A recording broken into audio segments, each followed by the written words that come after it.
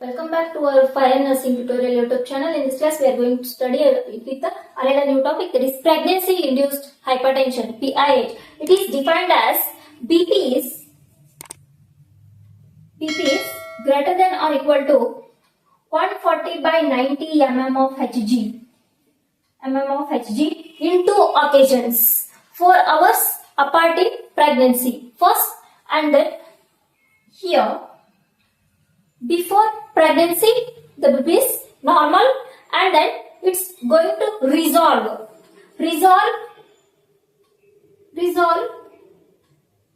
after 12 weeks postpartum.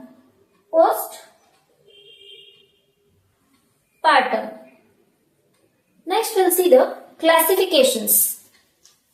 Here, classifications in PIH.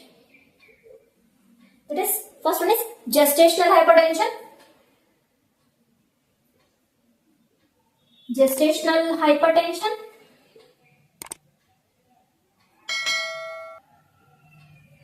And then second one is a preeclampsia.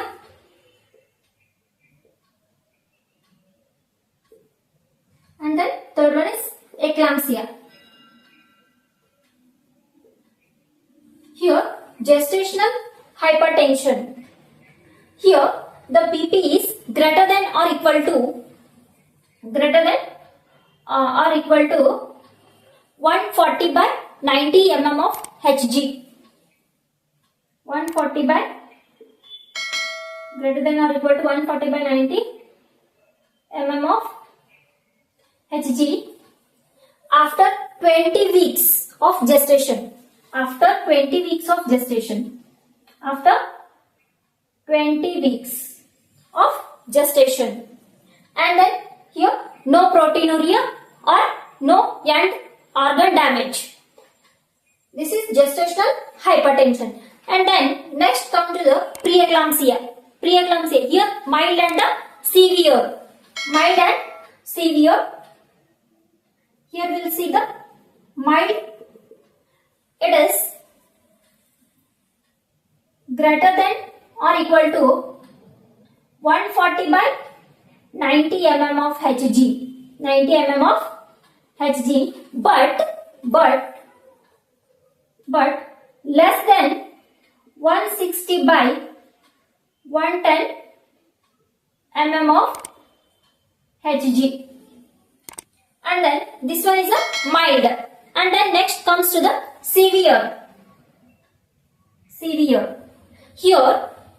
it is greater than or equal to 160 by 110 mm of Hg with severe proteinuria and also end organ damage.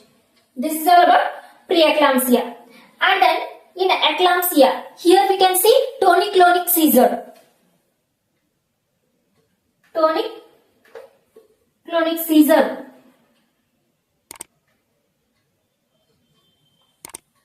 This is all about the classifications of PIH. Next, we'll see the signs of end organ damage. What are all the signs?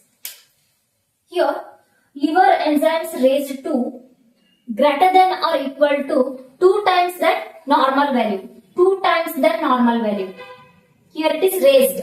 And then serum creatinine, that is greater than or equal to 1.1. And then platelet count falls. That is platelet count less than 1 lakh. And then visual symptoms, and we can see cerebral edema. Even pulmonary edema also we can see. In the case of end organ damage. Next, we'll see the etiology. What is the cause for pregnancy-induced hypertension? Here, exact cause is unknown, but related causes are abnormal presentation and then endothelial dysfunction.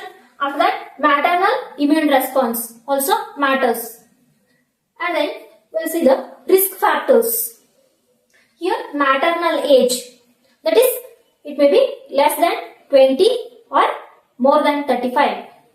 And then, primigravida, obesity, excessive fat, and then family history of hypertension, and then multiple gestation, twins, and then molar pregnancy. After that, chronic hypertension, diabetes or renal diseases. These are the risk factors for PIH. Next, we will see the diagnostic evaluations for PIH. First and foremost, there will be the history collection and then examination related to that, and then BP measurement, BP checking here necessary, and then urine analysis to detect the proteinuria, and then blood investigations. Here CBC, complete blood count has to be, and then liver function test, kidney function test, renal test, and then coagulation profile also they are going to check. These are the diagnostic evaluations for the pregnancy induced hypertension, we can say. Next we'll see the management of pregnancy induced hypertension. First, in the mild cases, BP monitoring and then proteinuria. Have to monitor blood pressure and proteinuria regularly, and then after that fetal monitoring and then lifestyle modifications. And then in preeclampsia, here hospitalization is needed for the close monitoring, and then antihypertensive can be given, and then MgSO4, magnesium sulfate can be given, and then corticosteroids can be administered. And then here vaginal delivery at 37 weeks, that is in the case of preeclampsia. And then next comes to the severe cases, that is severe eclampsia. Here hospitalization, ICU setting is needed for the close monitoring, and then active bed rest, and then monitoring BP and then weight also, and then here proteinuria, liver function test and the kidney function test, etc. can be.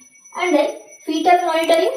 After that, delivery of fetus that is greater than or equal to 34 weeks. Here in eclampsia, delivery of fetuses at 34 weeks. And then immediate delivery in eclampsia. This is all about the management of PIH. Next we will see the complications. Here maternal complication and the fetal complications. First we will see the maternal complications.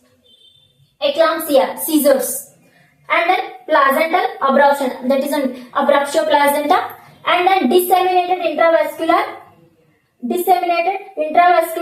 curettage, and then stroke or intracerebral damage.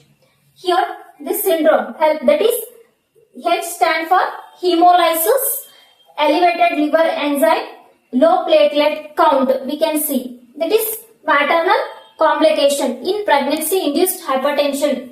And next comes to the fetal complications, that is intrauterine growth restriction or retardation, we can see, and then preterm birth or stillbirth, and then hypoxia or low Apgar score we can observe as the fetal complication in pregnancy induced hypertension. I hope you all are clear with the topic. Please like, share and subscribe to my YouTube channel. Thank you for watching.